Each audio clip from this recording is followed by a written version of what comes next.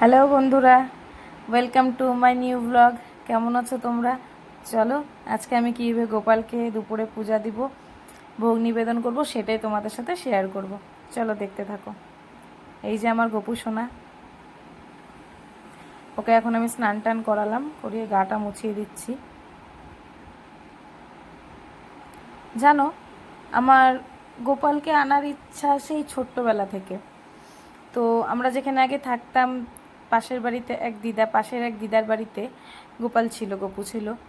তো আমি পূজা দিতাম, ওকে ওকে বাড়িতে আনতাম।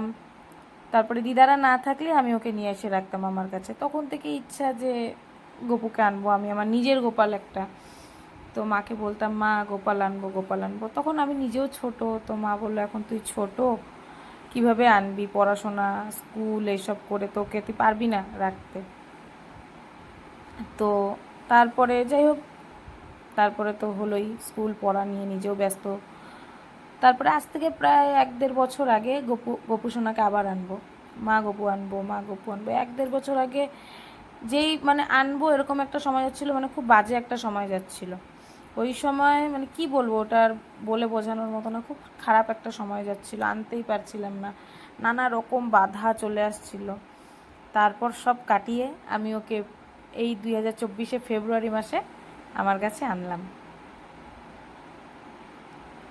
মানে এটা বলে না যে ওরও আসার যখন সময় হবে তখনই আসবে, এটা হয়তো সত্যি।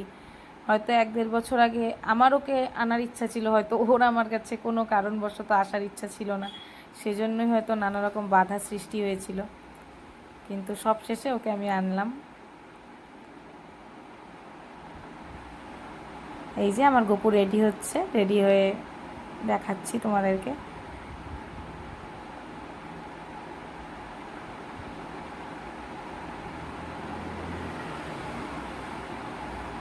কালকে গরমটাও পড়েছিল, বাপরে, মানে একদম শেষ।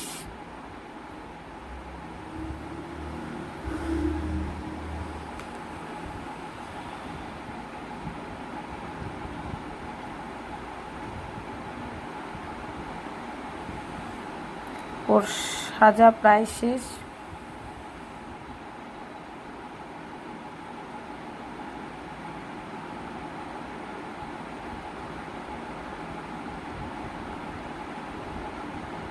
এখন ওকে টিপটা পরাবো।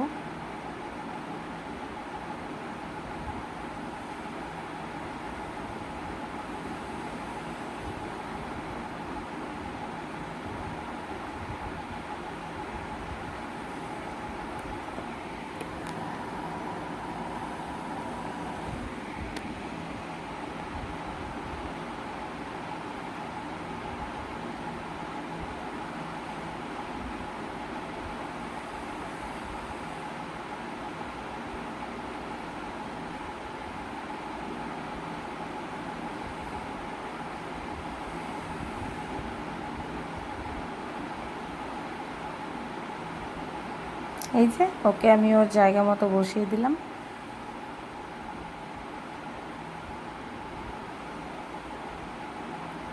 ওর হাতে এখন বাসি টাসি দিয়ে দিই।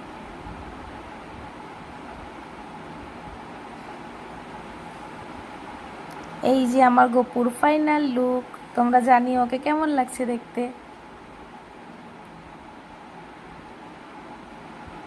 এখন আমি ওর দুপুরে ভোগটা বানিয়ে দিই।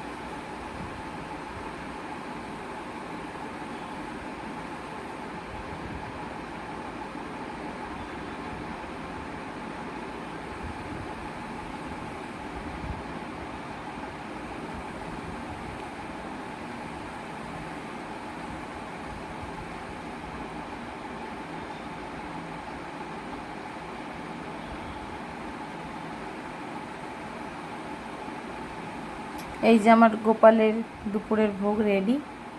এখন আমি ওকে ভোগটা নিবেদন করব।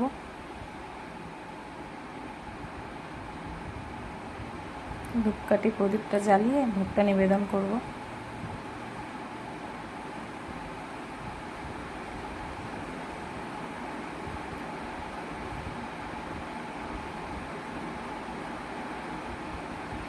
তো চলো বন্ধুরা, টাটা। আজকের ব্লগটা এইটুকুই। সবাই ভালো থাকবে, সুস্থ থাকবেন।